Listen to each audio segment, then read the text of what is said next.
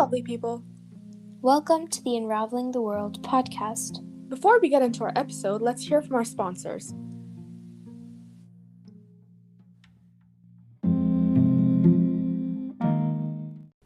This episode is sponsored by Anchor. If you haven't heard about Anchor, it's the easiest way to make a podcast. Let me explain it to you really quickly. To start off, it's 100% free, and there are creation tools that allow you to record and edit your podcast right from your phone or computer. Anchor will then distribute your podcast for you so it could be heard on Spotify, Apple Podcast, and many more platforms. In fact, you can make money from your podcast with no minimum listenership. It's everything you need to make a podcast in one place. If you're interested, download the free Anchor app or go to anchor.fm to get started.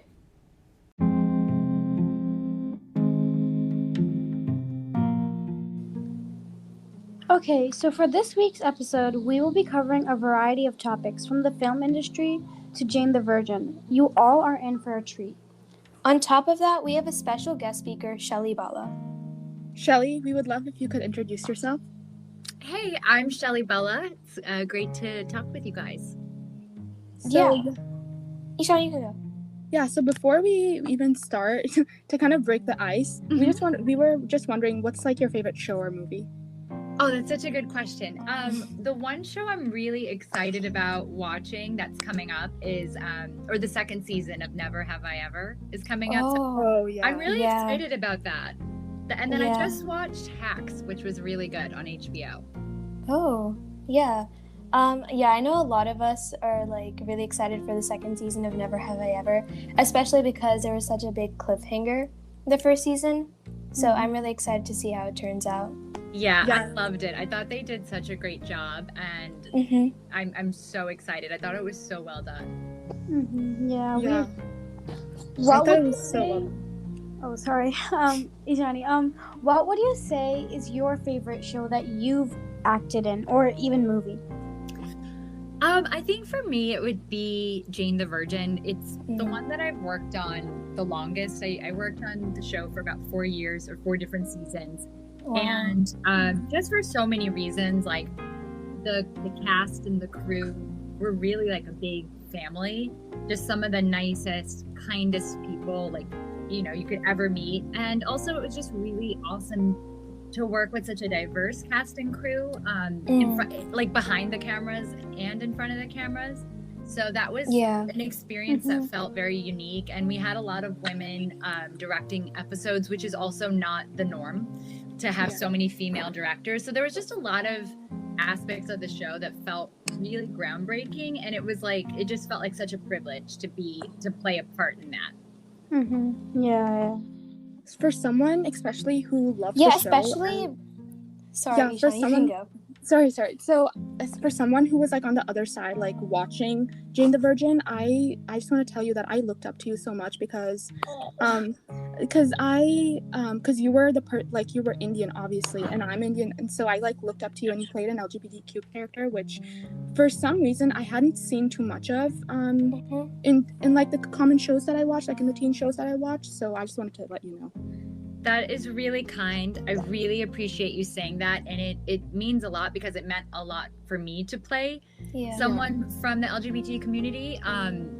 So many people near and dear to my heart, like some of my dearest friends are part of that community. And it meant a lot to play an Indian woman who is gay.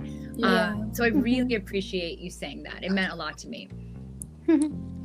Yeah, especially because, because in India, I think that a lot of people sometimes have a hard time accepting LGBTQ community, and I thought that playing that role was like such a good role model, and I think a lot of people were inspired by that, especially even me. I was really inspired by that. Thank you for that.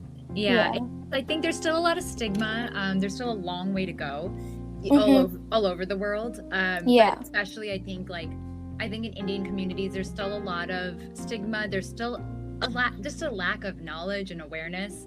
And it's unfortunate. You know, I think we're making progress, but there's a long way to go. So I think the more that we can see different representations like reflected back to us, it just helps normalize those conversations. And I know even for my mom, when she met friends of mine that were gay, it was like, oh, like it was like an eye-opener for her because she'd never had that experience before. So I just think it's so important to have those conversations, to see reflections of people who are like all types of races, all types of sexualities, genders, all of it. I just think the more we can see that, the more it becomes accepted. Yeah. So, since you are a person of color, would you argue that minorities get less opportunities in the film industry? And if you've ever faced any discrimination because of that? I mean, I would say it is a fact that minorities have less jobs in TV and film, and that is just, take my experience out of it. If you just look at the stats and just if you look across the board, like we're starting to, thank God, make some changes and going in the right direction, but it's still very slow. The vast majority of people are still hetero and white. And that's just a fact. It's not like, my bias towards anything. So we're making headway, but we got a long way to go. So just, the numbers, whether you are a woman or man of color, it is a fact. There are just less opportunities. There's not as many roles. There's not as many jobs in front of the camera and behind the camera, where there needs to be more diversity. So, and in terms of discrimination, I think I have definitely heard some things over the years, especially when it comes to agents and managers who were kind of like the gatekeepers, because they're the ones who get you access to auditions. And so I've definitely over the years heard things like, well, we already represent someone like you, and it's because they had one girl on their roster that may have been South Asian, and was nothing like me, not like in any similar to me. They were like, well, we've checked off that box. So I've definitely heard stuff like that over the years. I've definitely experienced lots of microaggressions, on set. And I mean, that is unfortunate. And I've experienced other people. I've seen Black actors, be spoken to in ways that were not okay. So I've witnessed it for myself, and I've witnessed it for other people as well. Yeah, obviously, I have experienced that, but I can't imagine how it must feel for you, especially because you have such a bigger platform compared to us. So I hope things get better. But I think they're moving in that way. And I think the three of you are so young, and you're already using your voices in such a powerful way. So just hats off to you guys. I have so much respect. And when you reached out, I was just so impressed that at such a young age you're already using your voices to just talk about important things. I just think it's amazing, and it gives me hope that we're moving in the right direction. I wouldn't have had the courage to do what you guys were doing when I was your age. Yeah, and thank you so much for being on here, by the way. We were so happy that you responded, and we were so happy that you would take the time to record with us. Well, I think it's important I think it's important to be there for your community. It's something that my dad taught me, and it's something that I try to stand by. And listen, I can't always do it, but if I don't know, it's when I hear from girls like you, it just pulls at my heartstrings, and it's I think we need to show up for each other, whether it's doing a podcast interview, watching each other's shows. We got to just show up for each other. So that is something I hope that people listening to this can take away from that too. If you see someone from your community doing something, go support it in any way, even if it's sharing it on social media or whatever. That stuff makes a difference. Even the little things, another aspect that I think about a lot is that the fact that at such a young age we've had to use our voices for something that we should have had in the first place, and that's something that I think about so often, because even for me, I've experienced microaggressions and everything, and I've had to learn about what they were and where they were coming from at such a young age, which I think a lot of white people have, obviously not a lot, all white people have not, they didn't have to do that. And in a way, I guess that's unfair, but also in a way, I feel that makes us stronger. And using our platform and using our voices is such an important thing. that we've had the blessing to do and get influential people on our podcast, which I think is so important. Another aspect I wanted to talk about was that, like, in the film industry, like, since you've experienced these microaggressions and everything, how do you deal with them? So that's a great question. And it's interesting, as you were saying, that you've like had to learn about microaggressions. I have too, and I honestly feel a bit late to the game, because I think for so long it was just normalized and internalized. So it's been kind of a wake-up call for me to look at all these times, like these situations that have happened, and been like, yeah, that really wasn't cool. But I had, like, at the time, I kind of brushed it off and like just kept moving forward. So I think for me, it's finding a balance of recognizing that it's going on, but also and handling it in a way that I feel comfortable, but also like doing all the things for my mental health so that it doesn't bring me down. So it's a bit of a juggling act. And I think that, like, when you are someone who faces microaggressions, which honestly, like, people do, whether you're in this industry or whether you work at a bank or whether you, like, whatever you do, like if you work in a hospital, like, I think you're going to face them on some level.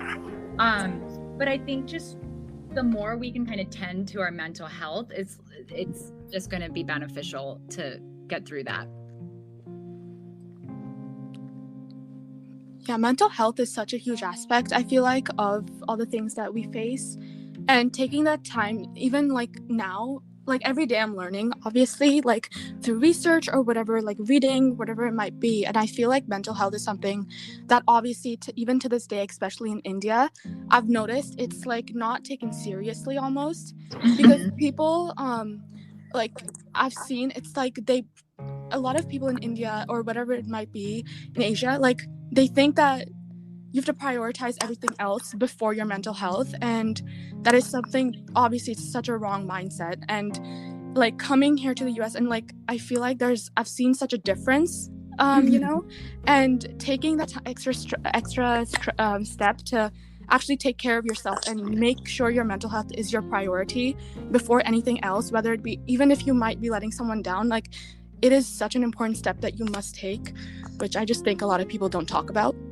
Yeah, and I think a lot of Indians in the US also do not tend to their mental health the way they should. You know, I know that, like, I grew up with no awareness of tools and therapy. I'm a big proponent of therapy. I personally use it in my life. It's changed my life for the better.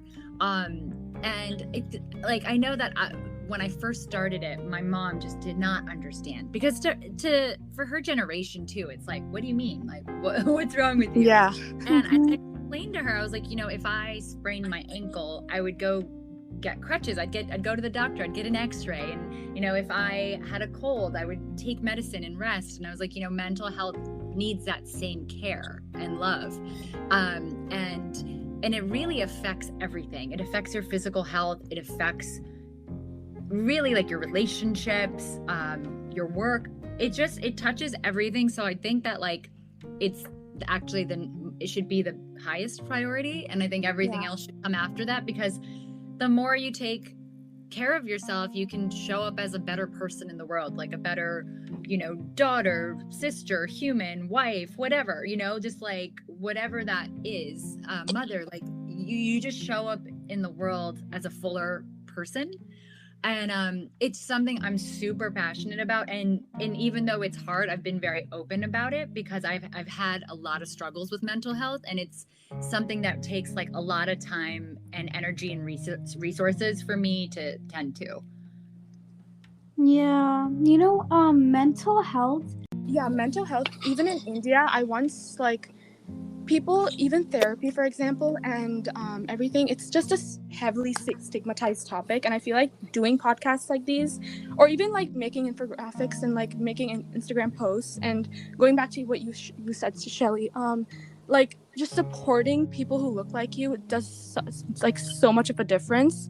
And I feel like that's what we're doing and we're trying to do with this podcast. So yeah, that's amazing. And I think that feeling seen and heard and understood it's really important for development and mental health. And I know that for me, like, I did not really have that experience when I was growing up of seeing people who look like me or my family or my cousins in any way that was like in the mainstream media. And I do think there is something about just that being seen is so important, you know, like it just makes you feel like your experience in your life is like valid and important. And you know, kind of relating to mental health, I wanted to talk about how important are looks in the acting industry. Like, I'm sure many people have been rejected because of the way they look. And did you have to ever change the way you look, or body weight, or surgery in order to become an actress? So for me, I have never really changed anything, but early in my career, I did have someone advise me to. I did not listen. Okay. Yeah, it was pretty early in my career, and it was just one of those really bizarre Hollywood type of experiences where I, you know, met with this manager who was representing a friend of mine, and she was working with some, you know, some actors who were definitely working, and you know, she was just like, okay, well, I think, you know, you could lose a little weight, and I mean, I'm a pretty naturally lean person. I always have been, so I thought that was kind of a thing. And then, you know, she was saying all these bizarre things about like the size of my ears and how I needed to get them pinned, and like, Oh just, my god. I mean, like my hairline, like stuff that I like didn't even know was a thing, you know? Yeah. So I remember I drove home and I like was just quiet the whole way home. Like I didn't even like listen to anything on, you know, the radio, just like in silence. And I just was like, you know what, that is just not a road I'm gonna go down. And that was the only time, to be honest, I like had ever had anything said so directly to me. But yeah, I mean, personally, like I've never made any big changes or like done anything drastic because it just doesn't feel like authentic to me.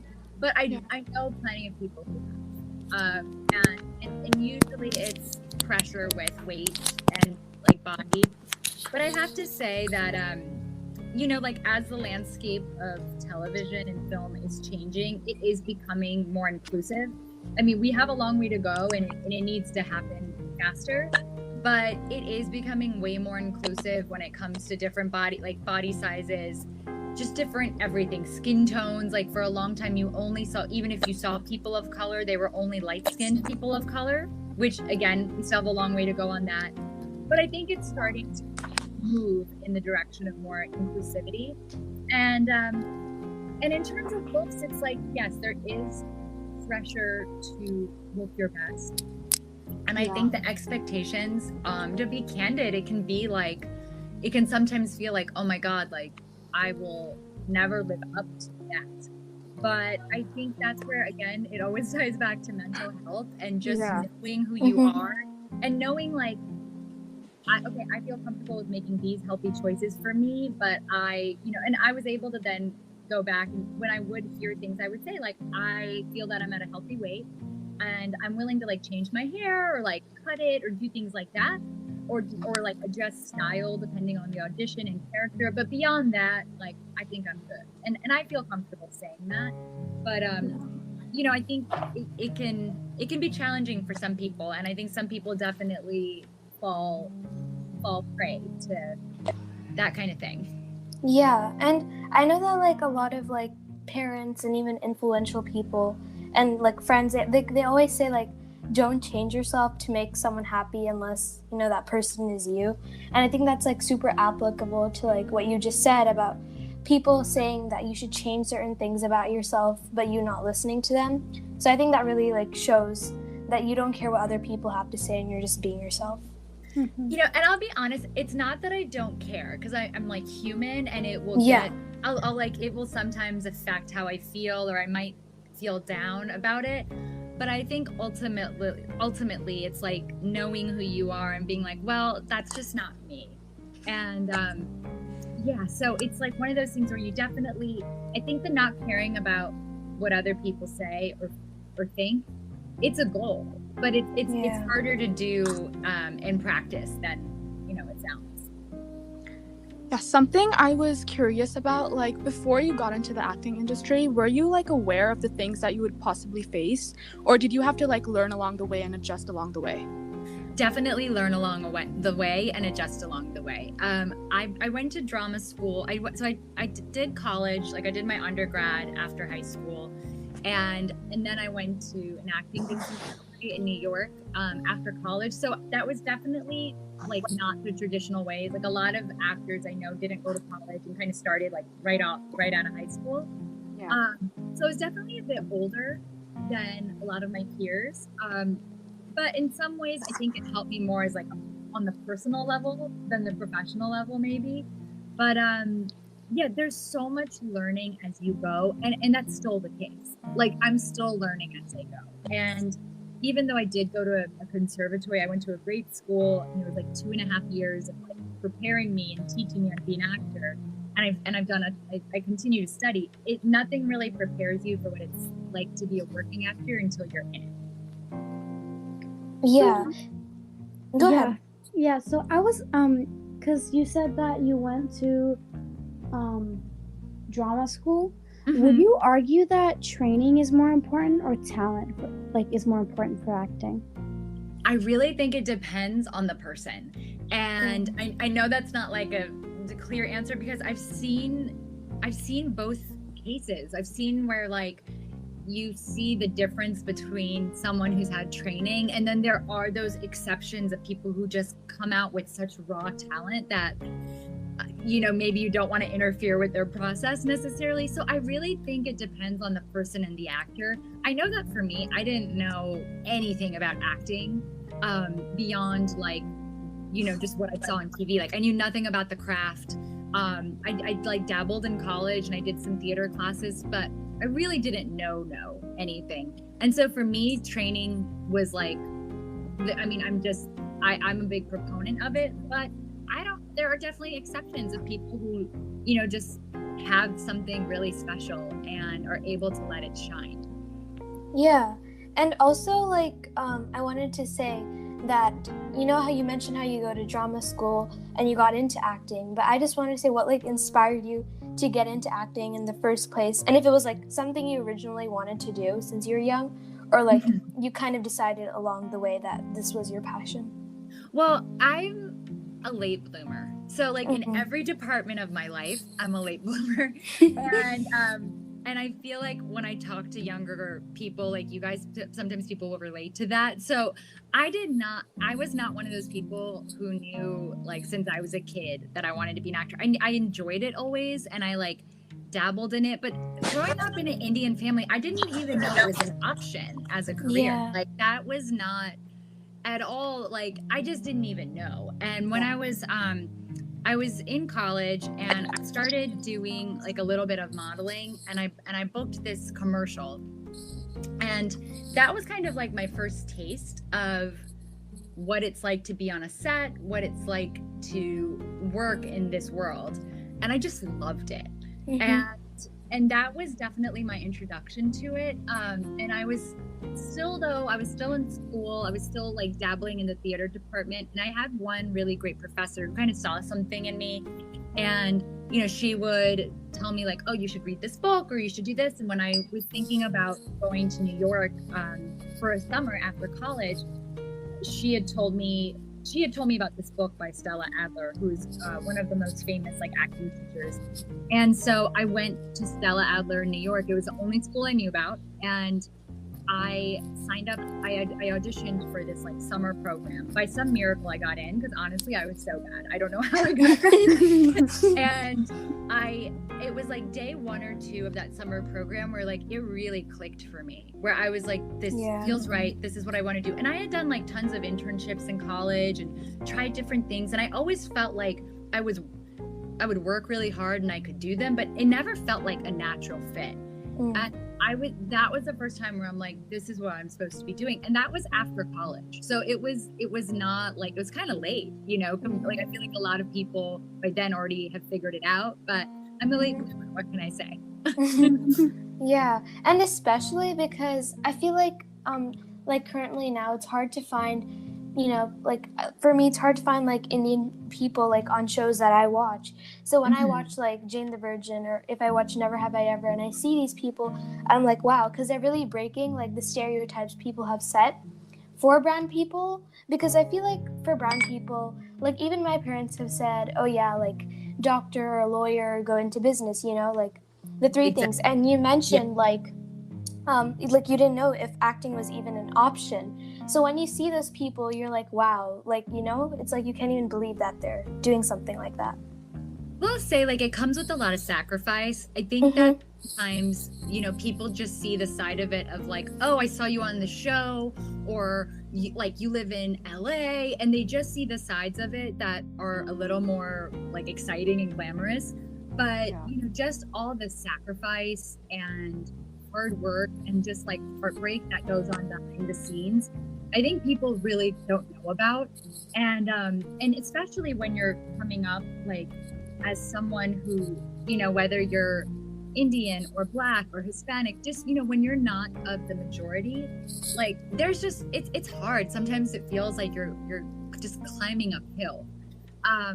But I don't know, for some crazy reason, like I did it. And sometimes I'm still like, what was I thinking?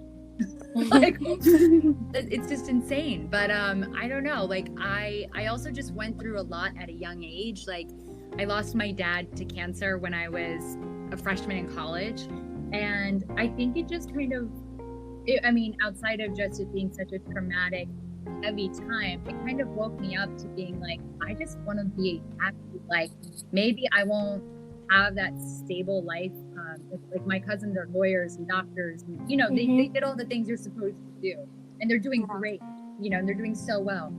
But yeah, like an unconventional life was what I chose, and it's like, I got married late, really late according to Indian standards. I got married to a white guy, like kind of did all the things I wasn't supposed to do. But I'm happy though, and this life works for me. So I think it's an unconventional life, but you have to know that an unconventional life comes with a lot of sacrifice too. Yeah, I feel like at the end of the day, as long as you're happy, like that's all you need. Like you just have to be happy and just be authentic to yourself. Yeah. And like kind of shifting the topic, because you're a writer and like an actor, what future plans do you have, like, and goals you want to accomplish? So it's interesting, like talking to you guys, I love connecting with younger women from our community. I just love it. It like lights me up. And I've been writing some I'm developing some essays, all kind of to like my younger Indian sisters, like stuff like I wish people had told me when I was younger. So that's something, it's like a passion project I'm just working on slowly but surely, and would definitely love your guys' insight on it. But I just find like I have like some nieces who are Indian teenagers, and just like it's just so interesting, like having conversations and seeing like their perspective and your perspective on things, and then also like being able to share just my life experience and meeting on that. So that's something I just like love and am passionate about. And in terms of the acting, I'm still auditioning for stuff. I've been working. The pandemic definitely slowed things down last year, but things are starting to get going again. I recently got married, and so we had to cancel our wedding because of the pandemic. So we're doing a wedding later down the road. So that's kind of what I've got going on. I feel like for me, someone who has gone through like microaggressions and everything, a lot of times you'll often feel like you're like the only one experiencing these things, even though like in the bigger picture that you're not. And I feel like through conversations like these, it just makes me feel less alone, and I just wanted to include that. Absolutely. That's why it's just so important to talk about it. So thank you for like inviting me on and to have this conversation. And to kind of sum up this episode, I guess, I just wanted to say that, you mentioned that, like, obviously, like, you do acting and you're in the film industry. So I wanted to say, because I have, like, some friends who are actually interested in this field, and I just wanted to ask if you have any advice that you would give them. Absolutely. I would say that wherever they live, try to get involved with like a local theater, like just start acting. So whether that's taking an acting class, if there's a local theater, maybe see if they can get involved with the plays. If they're in college or whatever, like sign up for classes. So I'd say first get involved. And see if like you love doing it consistently, because it's a quick way to find out if like you want that to be your life. And then 2 podcasts I highly recommend. A lot of young Desi people reach out to me on Instagram and they're like, I don't know where to start. And like 2 great podcasts that are run by working actors who work all the time are Audrey Helps Actors. And the second one is That One Audition with Alicia Oxy. And I highly recommend listening to those because you hear true stories of real working actors. It's like the real stuff.